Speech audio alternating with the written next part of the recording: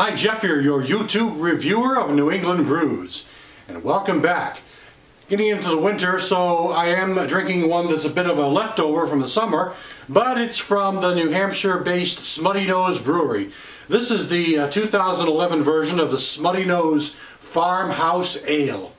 The Smuttynose Farmhouse Ale is usually released around August, and it's a seasonal. It is a traditional European-style farmhouse ale, which means it would have good kind of a raw feel to it, because I mean, when farmhouse ales were first brewed, they were brewed in farms mainly, in kind of archaic conditions.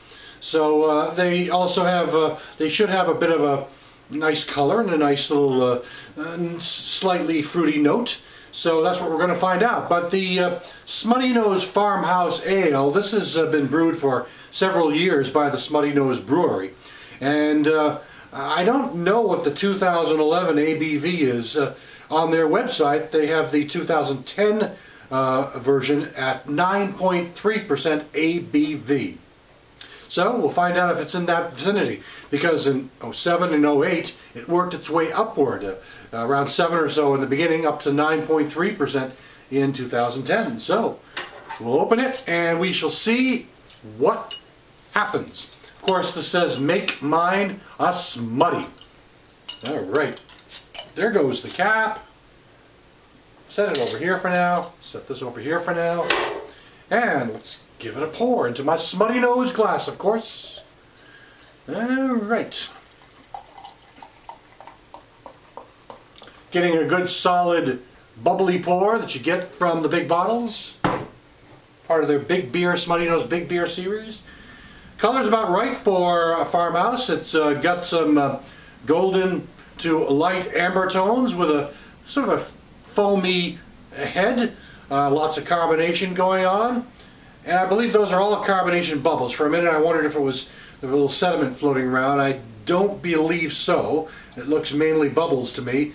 Of course, this is bottle conditioned beer, so there may be a little sediment once I get toward the bottom of the bottle, but for now don't see anything there, because I can only pour it into my 16-ounce pint glass as opposed to a full large 22 or 25 or whatever ounce glass. So let's give it a whiff. Okay, I'm getting a good malt scent, a sweet malt scent with a bit of a pear or apple fruitiness in there, and I'm getting some yeast, getting some good earthy yeasts, I guess. Yeah, there's it's not quite as powerful as the upfront malt and the crispy hops that I also didn't mention, but I'm getting as well. And of course a banana or pear kind of fruit afterthought as well. Give it a taste.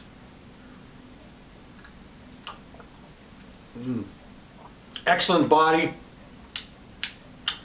If it's 9+% ABV, I don't get any kind of alcohol. I'm getting an excellent medium type body. Not too thin, not too heavy, but kind of about medium.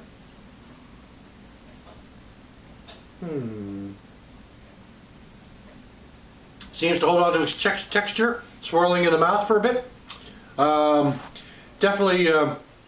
It's definitely got now taste-wise, it definitely has a good hop, a sour or almost tart hop bite at the tail end.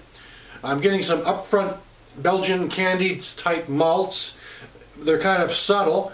I'm also getting a bit of the fruitiness that I mentioned before, the apple or maybe pear kind of taste, but it's more a fairly reasonable, moderate malty character. But then there's this really solid, almost sour to tart, hoppy character at the end that lingers for a few seconds.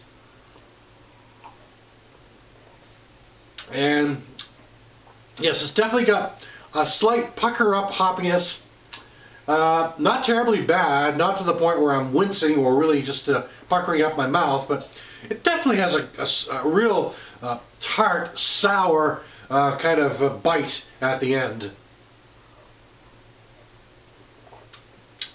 But you know, again, The higher ABV is actually well masked, and I like those, which means I can probably drink this pretty easily and not feel it till a couple hours later, I guess. But anyway, it's not a bad beer. It's a good farmhouse ale. It really fits into the category. It's not top of the line farmhouse ale. It's actually just a pretty good one. Let's put it that way.